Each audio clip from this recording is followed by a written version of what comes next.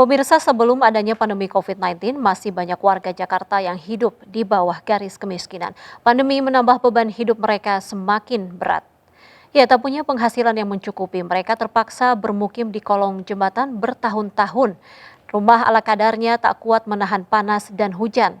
Tak hanya itu, mereka juga was-was jika tempat tinggalnya digusur pemerintah. Lalu apa keinginan mereka? Berikut kisah hidup mereka dalam Jakarta Bicara.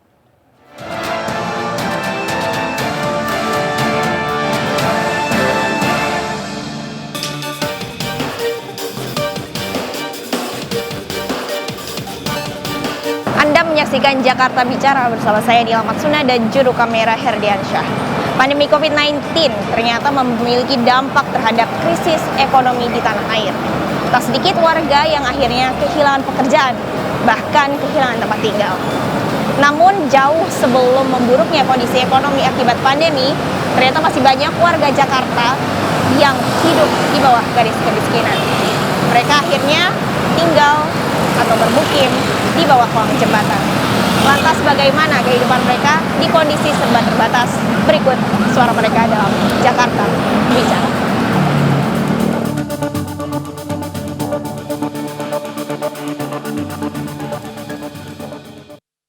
Hidup di tempat kumuh, mau tak mau harus dijalani warga kolong jembatan ini.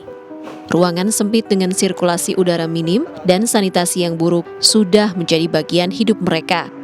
Tempat tak layak sudah menjadi makanan keseharian mereka. Mereka telah tinggal bertahun-tahun di tempat ini. Tanpa adanya pekerjaan yang jelas, tentu tak mudah untuk bisa hidup layak. Mereka rata-rata bekerja sebagai pemulung atau pengamen. Di kolong jembatan inilah Iwan dengan beberapa keluarga lainnya bertahan hidup.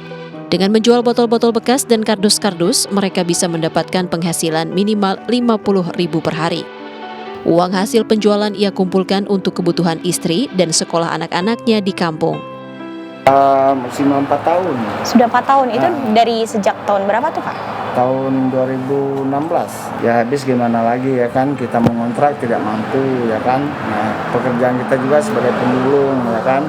Jadi makanya kita sampai hidup di bawah kolong jembatan tol ini kan. Karena di sini yang pantas gitu, nyaman kan gitu.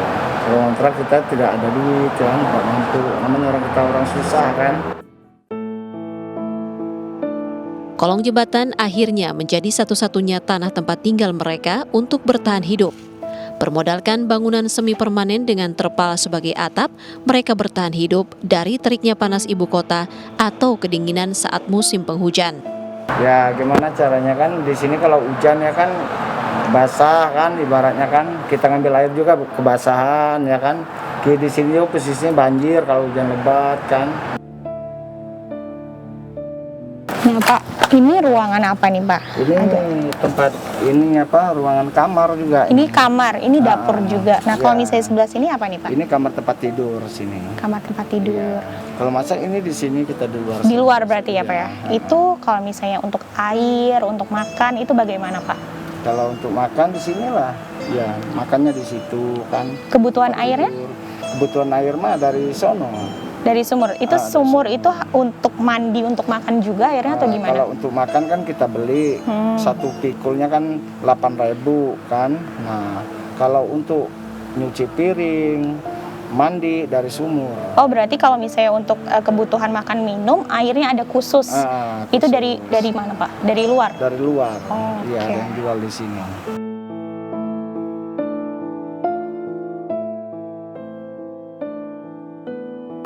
Pemirsa, beginilah kehidupan warga di kolong jembatan. Memang keterbatasan dan juga kekurangan telah menjadi makanan sehari-hari bagi mereka.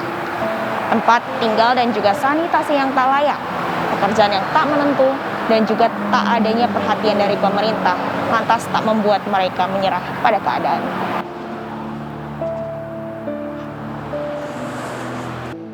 Hidup dengan fasilitas minim membuat mereka terbiasa untuk tetap tinggal.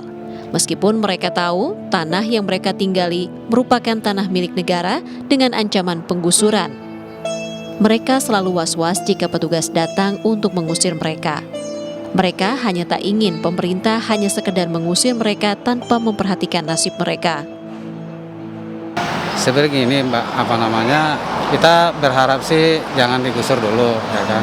Kita pinginnya diperhatiin dulu untuk selama pandemi ini kan, kalaupun misalkan mau digusur pun mau kemana gitu kan. Nah, jadi kita berharap sih diperhatikan, lebih diperhatiin lah gitu. Warga kolong jembatan ini mengaku jika keluarga di kampung tahu pekerjaan dan tempat tinggal mereka seperti apa. Namun kembali ke kampungnya bukan pilihan yang tepat baginya, karena tidak ada pekerjaan di sana. Yang jelas mereka ingin berjuang agar anak-anaknya di kampung bisa sukses. Mereka berharap anak-anaknya lah yang kelak bisa mengangkat derajat keluarga.